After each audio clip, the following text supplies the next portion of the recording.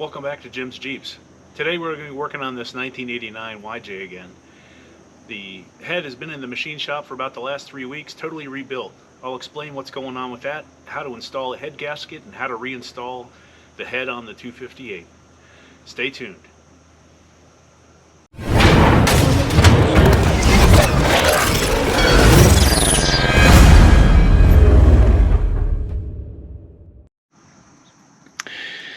So the engine's been sitting for about close to a month by the time I pulled the head off and so forth, and you've seen in previous episodes that we had some oil control issues.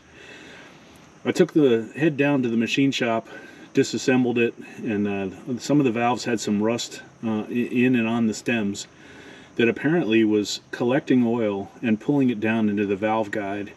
Over a period of time, during high vacuum of the engine, during the intake part of the stroke, it was pulling that oil then down into the cylinder along with the gas and everything to ignite, and then sitting at a light, of course, you're at a higher vacuum, and that was causing the blue smoke after idle at a light. Interestingly, it didn't really have any problems with what you would think were a valve seal issue, where the engine would, after sitting for a while, drip oil down the stem and kind of have the same occurrence.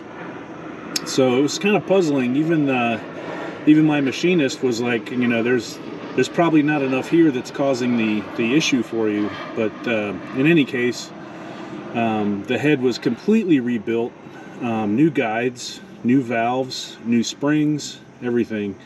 And so we're going to go ahead and install it today, and I'll show you how that gets going. So it's real nice. When it came back from the shop, it's all shrink wrapped, or not really shrink wrapped, but kind of saran wrapped, keep all the dust and dirt out. So let's get this guy open, see what we have here.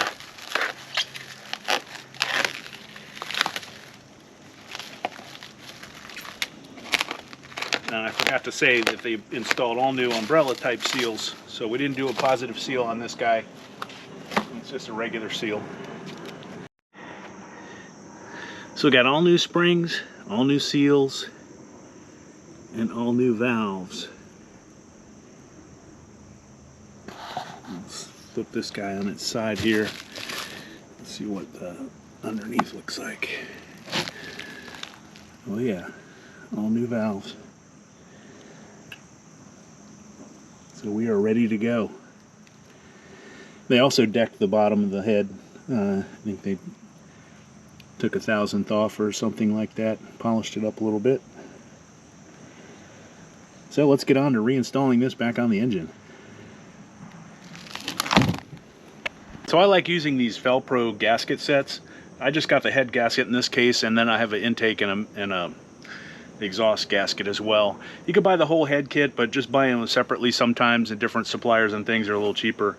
But these are the perma gasket gaskets. You've seen me use these before. They're really good. I really highly recommend them if you're going to be doing a head gasket job pretty much on any engine.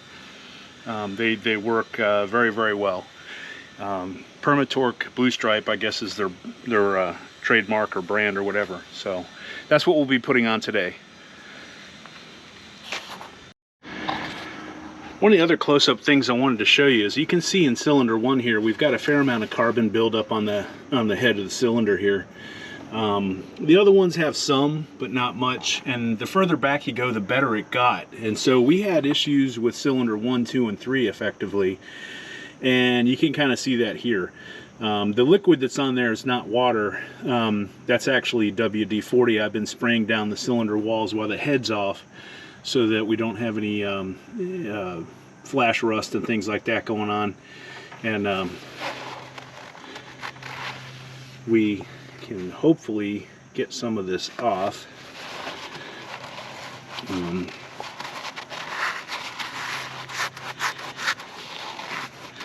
then I'm going to take a shop vac and kind of vacuum out some of these crumbs that are in here.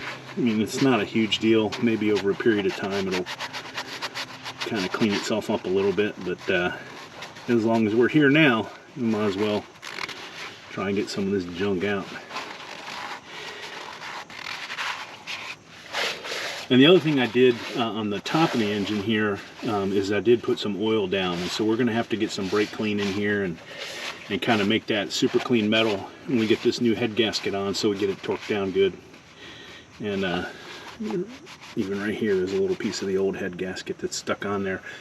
We'll probably get a roll lock and kind of go over this real gently, not to disturb the face of the block here. So let me get some of that going on, and I'll be back in a second. Okay, so I'm using a real gentle blue roll lock disc in this die grinder, and just where you can see remnants of gasket material, we're just going to very lightly polish that off. I took one pass with brake clean, and I got the oil off. Now I just need to kind of polish it up just a little bit. You don't want to dig into this surface, otherwise you're going to screw up the head gasket mating, and you definitely don't want to do that.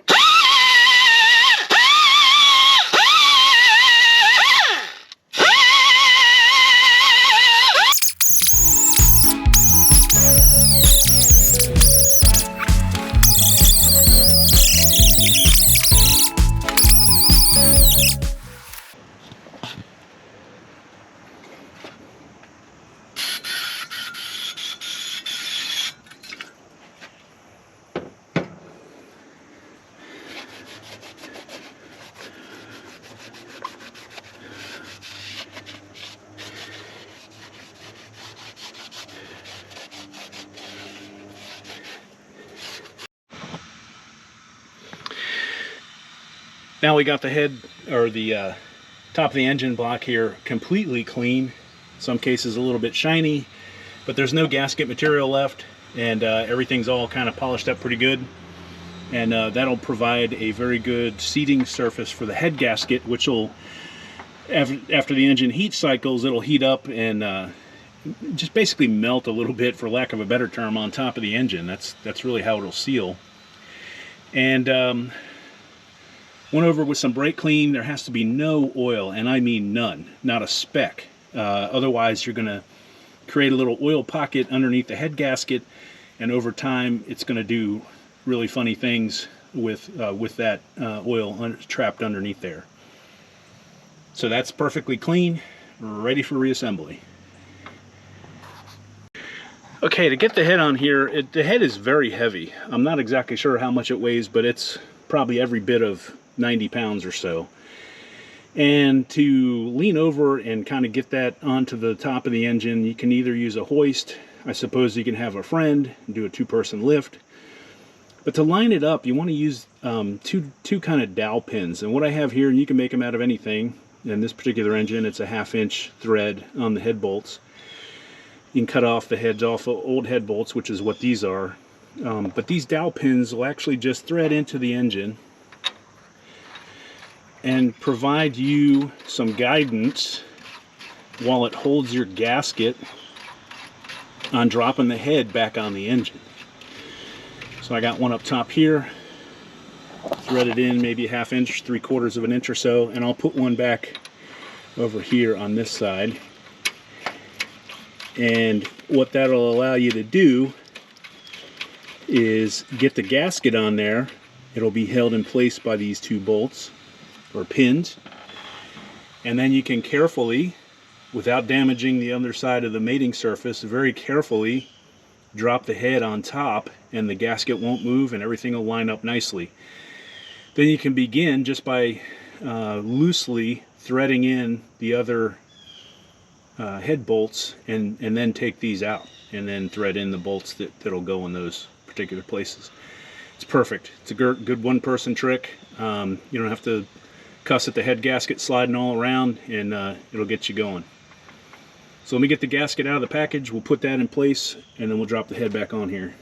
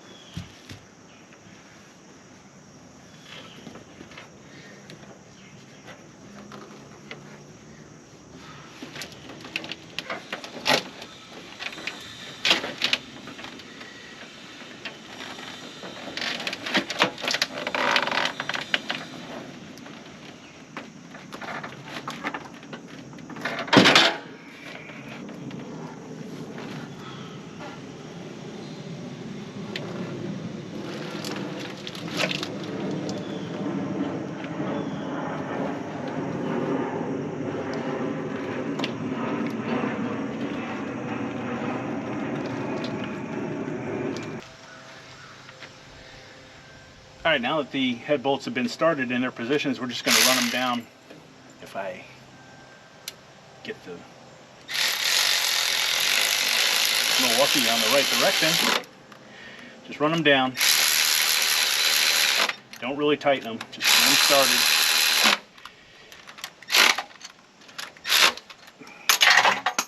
Nice.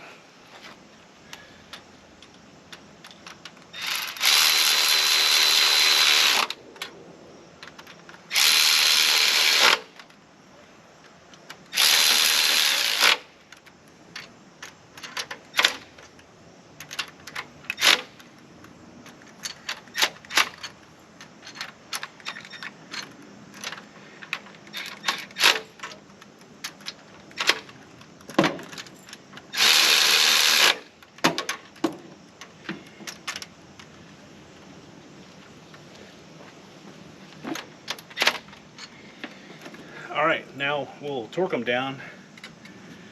The ending torque is 85 foot-pounds. We're going to do it in 3 steps. I think we'll go 30, 60, 85. And I'll show you that pattern here in just a second.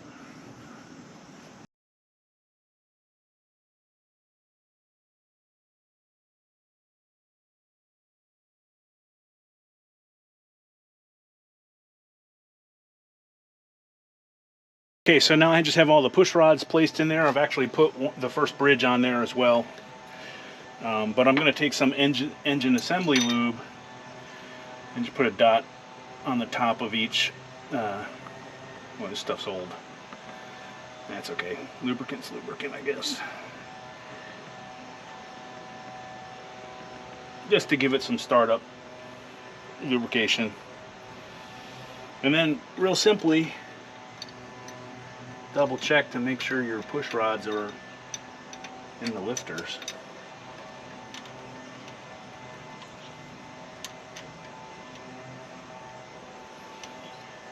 And line the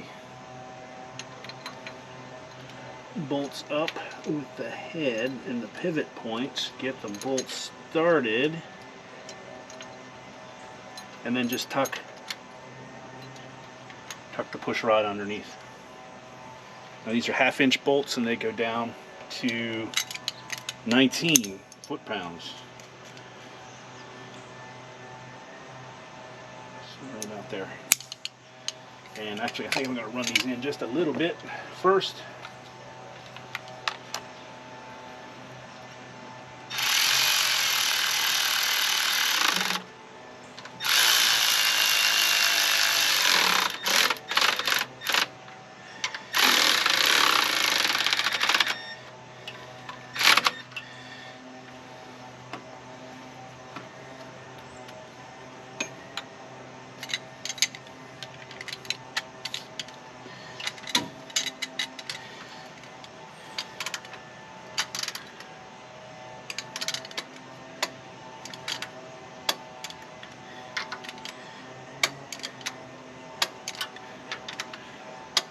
Alright, there's cylinder 1. And I'll speed it up, the same process for the rest of the 5 cylinders.